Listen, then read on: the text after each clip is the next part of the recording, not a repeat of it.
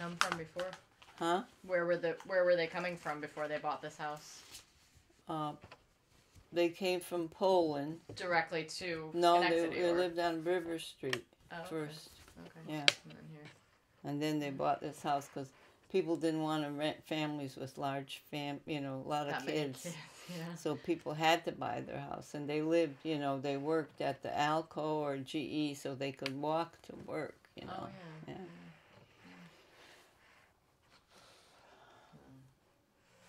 So yeah, you could just start out with whenever he's ready with the title of the article, your name, and you might say that your parents bought the house in 23 and you were born in the kitchen. I think that's an interesting story that your mother paid $10 for it. Okay. So I am actually ready, and anytime you want to start, go ahead. Okay. All right now? Yes. Okay. Memories of growing up on North Street. My name is Jessie Malecki, and I lived in this house for 90 years. I was born in an upstairs room in a house on North Street. For me, there is a lifetime of memories here in that house and on that street.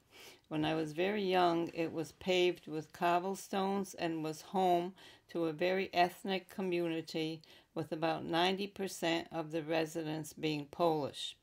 Many were immigrants. My parents immigrated from Poland in the late 1880s.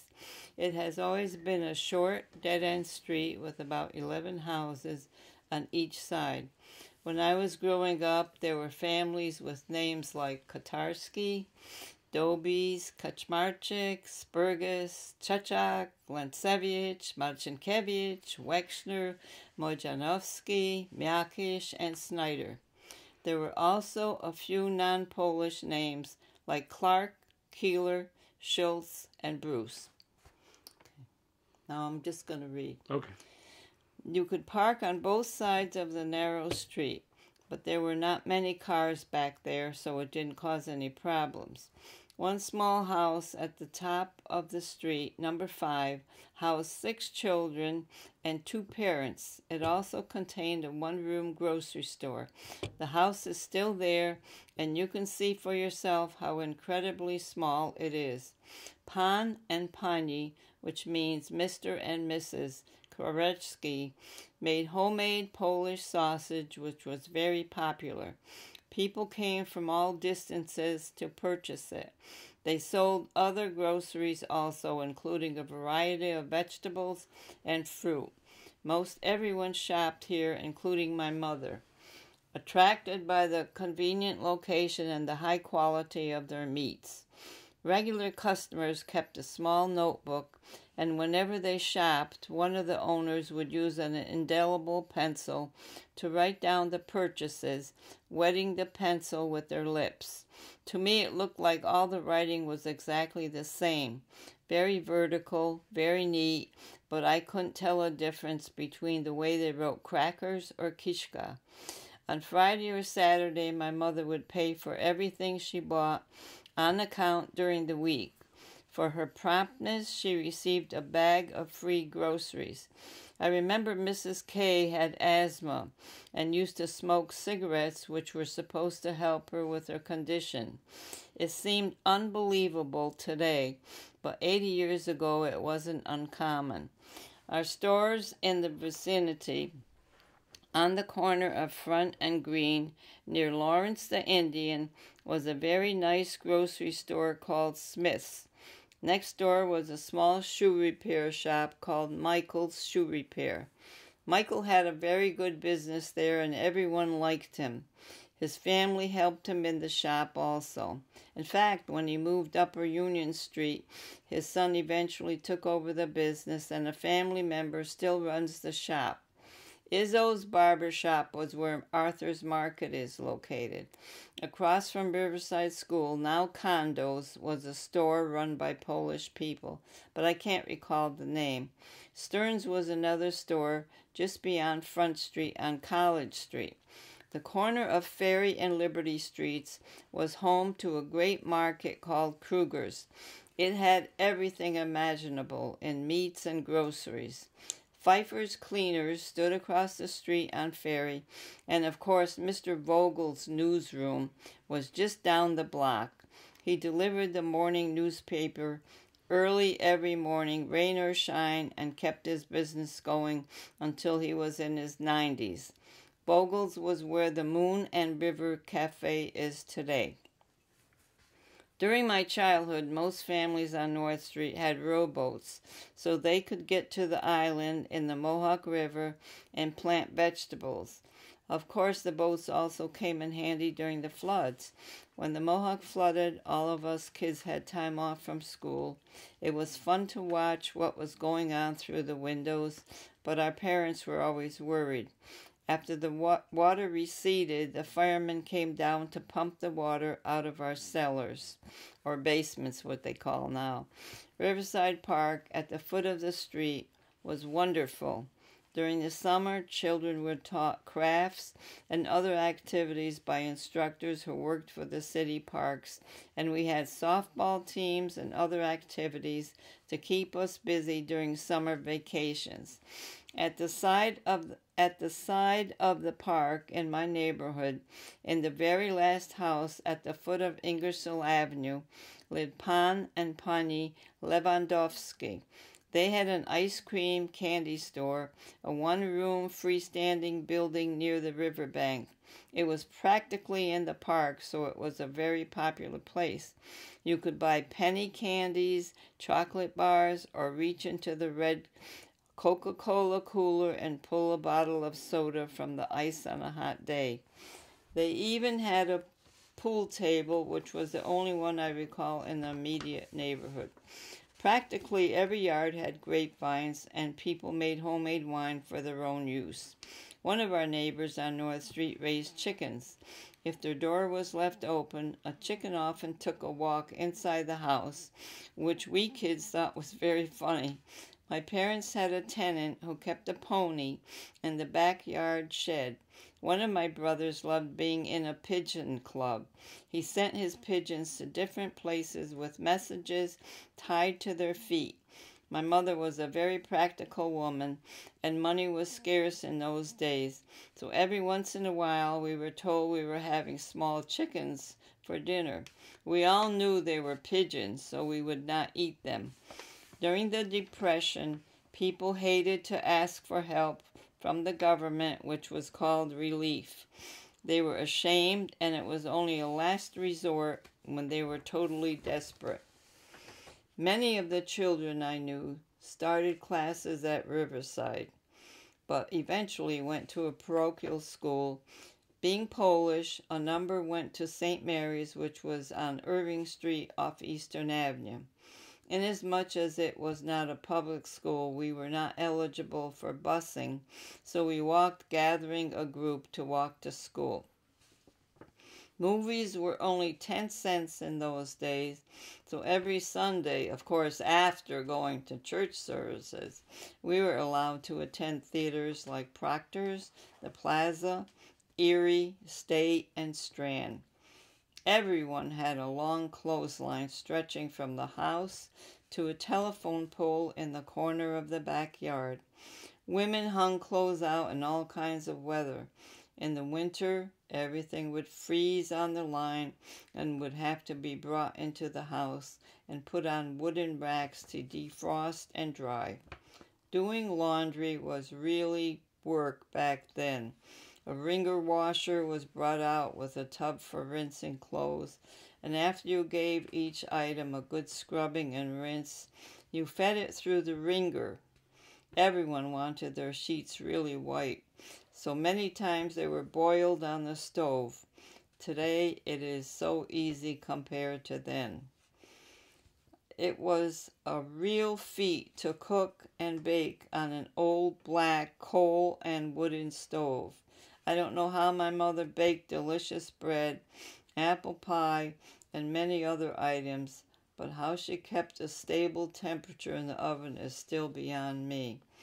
The original Schenectady Curling Club, now up on Balltown Road, was just beyond our backyard fence. As kids, we would watch the players sweep the ice to make the rocks curl on their path to the target area. The original yacht club was at the foot of Washington Avenue. Okay, now I'll get back on camera. Okay. For the most part, our little street was one big happy family. Of course, there were family dramas and tragedies, but even though people had very little, they helped each other when necessary. I hope my little trip down memory lane, North Street in the Stockade, held something of interest for you. Oh yes, by the way, I still live here. Okay? Yeah. That's wonderful. Yeah. Wonderful. Okay. Did you want to talk anything more? Or do you think that's... Well, is there anything other, some of the things that you wrote in the next piece for Sylvie? Are there any of those kind of that you might? Well, you're not camera now. No. Just audio. Yeah. Okay. Yeah. Well, I came from a family of 9 children, Mm-hmm.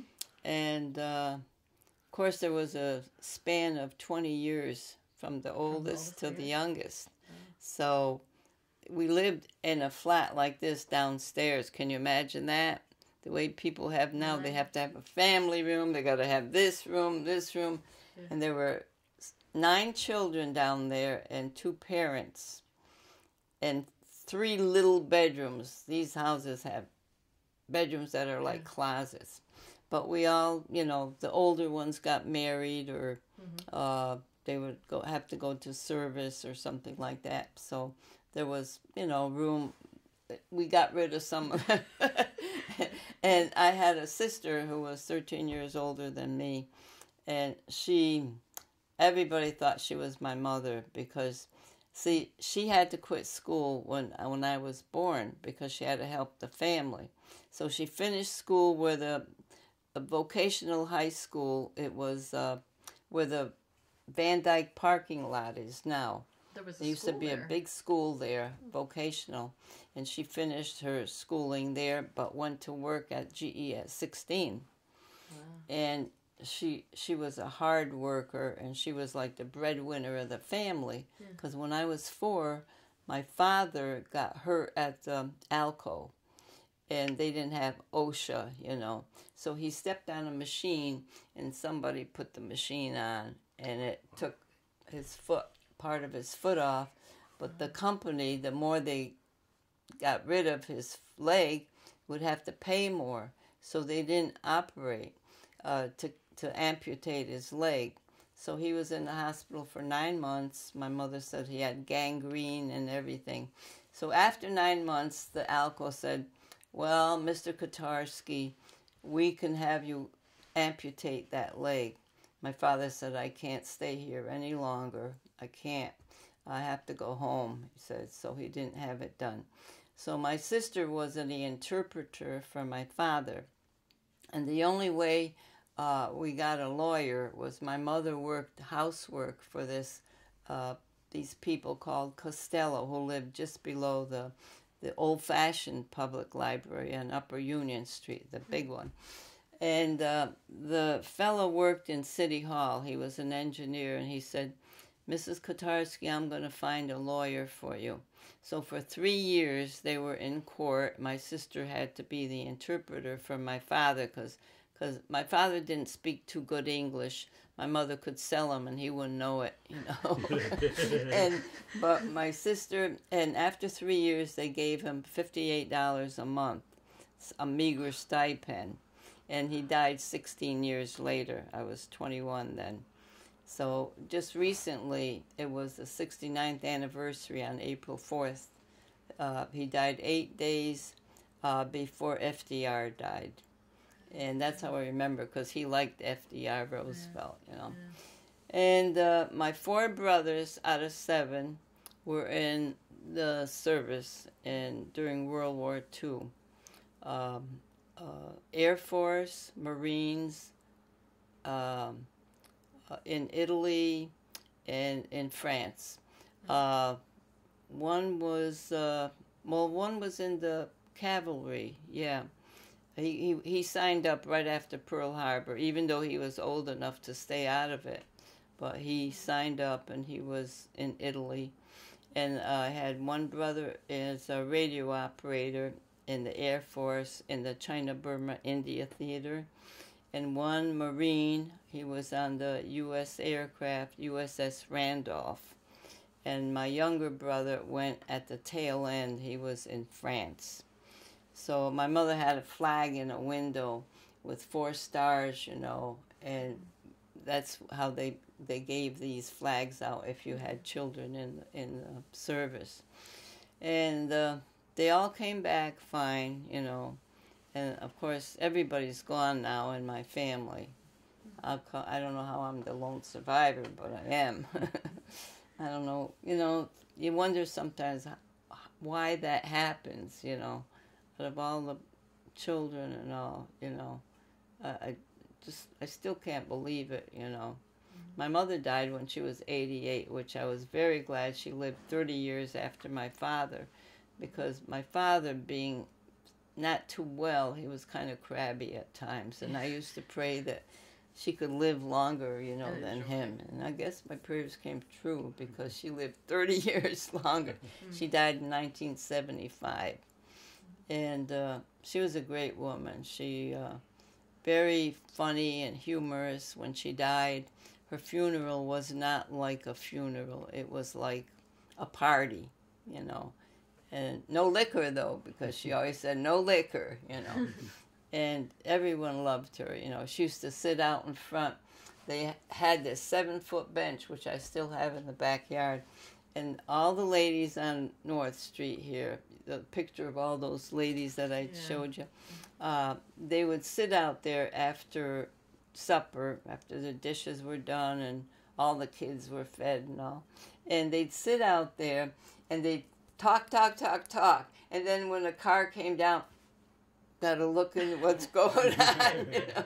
But they sat there, and my mother could tell anyone living here where their kids were. If they came out and they were looking for a kid, my mother said, he's in that yard, she's in that yard. And they were like babysitters on the street, you know. And they were a nice bunch of ladies. When you used to, like I went to Barney's quite a lot because it was very close. And my husband always said, you should have stock in Barney's, you know, because I traded there all the time. It was they had good stuff, and the sales people were so wonderful. If you were a good customer, when they knew they were going to have a sale, they would call you up and say, Mrs. Malecki, the boys department has a sale tomorrow. And, you know, they would make the customers get the advantage of the sales before somebody who never traded there would come and get, you know. So I used to always go to Barney's and everything. I remember when my daughter was born, the lady in the toy department sent me a little carousel, like, for that. You know, they were so, the service, you can't get that now in stores, you know. They knew their product, what they were selling, and the furniture and everything. And Barney's used to have a little cafe there. They used to call it Regner's Cafe. And the man who took care of the beauty shop, he would never dye people's hair because he said it's against his principle. He said it's not healthy. So he lost a lot of customers like that, but he didn't care, you know. He was a great guy, and we knew all the people there like, you know, like friends, you know, because we were such good customers going there. But then there was other stores there, too. There was Breslau's furniture store, and there was this harness and luggage company, which those people were the last people that my son and I could trace back the house to 1843. After them, it was sold by the descendants of the, what's that name, who was the first mayor and all here? Bogart. Vanderbogart? No, not Not Van Dyke, but... What is it? Van Curler, is it? No, can't think of it. Not Van Dyke. Can't think of it now. There was lots of vans. Huh? There were a lot of vans. Yeah. A lot of vans because of the Dutch. Everybody was van something. I forget what it was. Well, there's a house right on Front Street there. As you pass the Indian and go towards Church Street, there's a house there. Oh, with the plaque on it. Yeah, I know. Yeah, and anyway, then there was what other store? There were Lions Photo Shop. It's still there, but Lions, and then up the street there was Wallace's department store, Carl Company. They had the animated in the Christmas time. They had the animated show windows. People would come down at night when the stores weren't even open. And on Thursday nights, you could have hundreds of people on the street. You wouldn't believe it. Shopping. And when I used to always go shopping on Thursday night, and when I came home, it was dark then, 9 o'clock when they finished closing the stores. I would walk down past St. George's Church, and I would be so afraid to go by that cemetery. So I had one of my brothers meet me on Ferry Street in Union, because when I was 13, I babysat on Lower Union Street, and the people that I babysat for didn't come home at the same time. So if the man and woman didn't come home at the same time, the woman would say, "Do you want to wait for my husband to take you home? And God knows when he's going to come home." I said, "No, I'm going home." So I would run past that cemetery when I was 13. I would be out of breath when I got in the house. And, of course, the back door was always open. Nobody locked their doors or anything. So I was so out of breath, and dry because that cemetery. And I think that was a throwback from when I was 13. So I never, even when I was an adult, I wouldn't walk past there. I'd have my brother pick me up or something. Was there some story that scared you about it, or just that it was a... Huh? Was there some story that scared you about it? Or, no, or just that it was a cemetery? Just, it was so weird at night. Nobody's on the street, and you're just running to get home, Yeah. And of course, like I said, the doors were never closed. My brothers would come home different hours, and my mother would cook for them. This one wanted this. I don't know how she ever did it. This one wanted this. This one didn't like pork chops. This one didn't like this. So she had all these different meals. I used to say, wow, who would do that now, with 9 kids, But, I don't know what else you'd like to know, but... Just anything about maybe growing up here when you were a little kid. What was it like as a kid here? The park was wonderful because...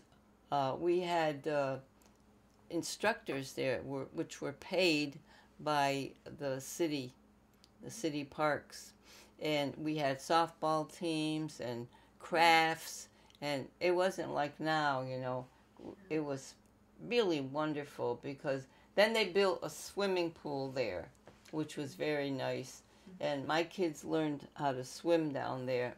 One day I came home and I went down there, and I didn't know my son knew how to swim. I see him jumping in. I said, "Oh my God!" and he's swimming away, And they learned how there. But then the vandals would come from somewhere else, and they'd throw the benches in a pool, and broken beer bottles and all. So then finally they had to close the pool.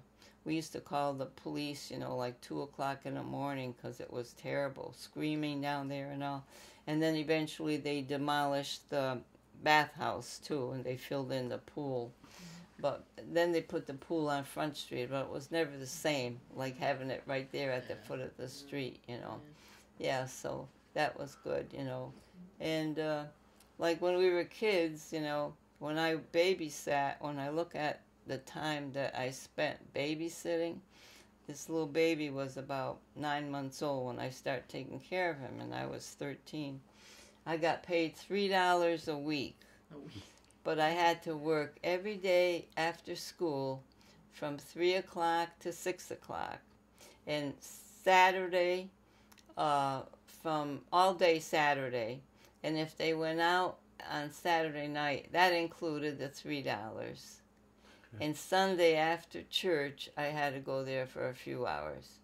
So one day I got a check that they owed me for $60. That's what they didn't pay me, so you can see how many weeks they didn't pay me. Yeah. So I took the check to the store up to here, and a few days later, Mr. Malecki says, "Oh, your check's no good," you know. And I was so embarrassed, you know, that the check wasn't any good. But I don't know, I had to stay there because it was a help for the family. And I didn't keep any of the $3. That's what got me. So when I started working, you know, my mother said, any change that is in there, you know, in your pay, you can keep. So I used to get a lot of change, you know, to make sure I got some of that money, you know. Yeah. So, yeah, I worked for the GE. And I started there in, 63. Mm-hmm. Yeah, because I worked at the varnish company, and I knew my husband needed help, you know, and so I said, well, I went down to the unemployment office. I didn't tell him, you know.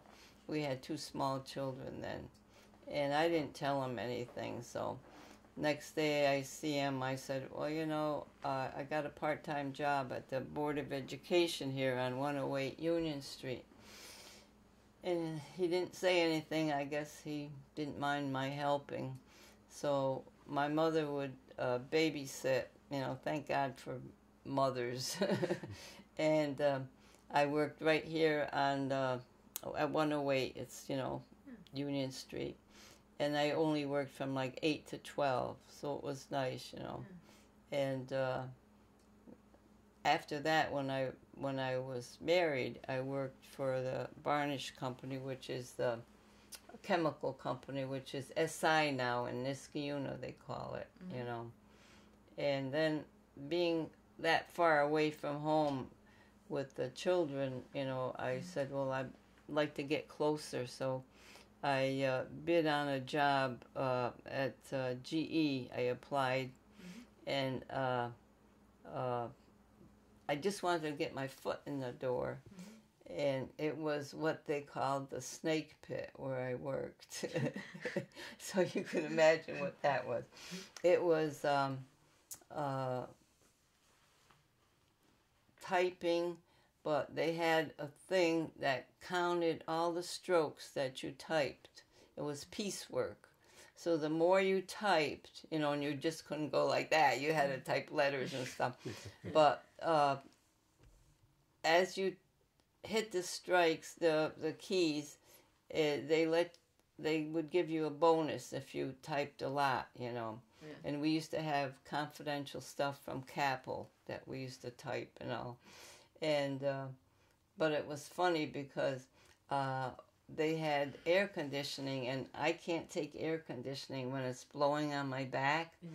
So I asked the supervisor, you know, if they could change my seat, and he wouldn't. So I got an umbrella and I hooked it up, you know. Of course, they didn't like that too much, you know. So anyway, so like I said, I just wanted to get my foot in the door there, and then it was close to home also. Yeah. So I was in the restroom one day, and this young girl says, when she was talking to another girl, she says, when are you going to leave your job? And she says, I got the promotion, but I can't leave until they find somebody to replace me. Ooh, I says, where do you work?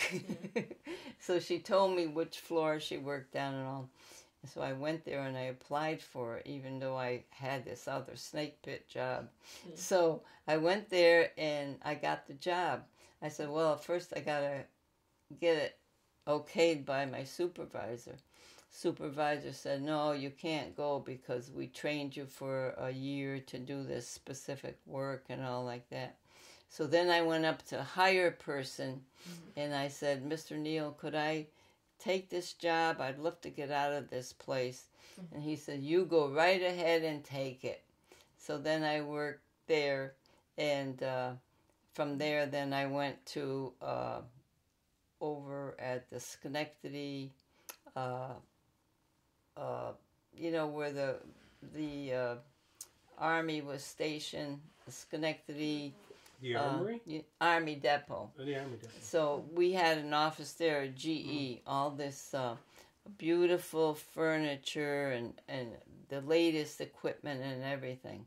So then I was there for a while, and then I said, it's kind of far from home now, you know, even though I liked it. So in latter years, I bid on a job at the GE, which was right on Erie Boulevard.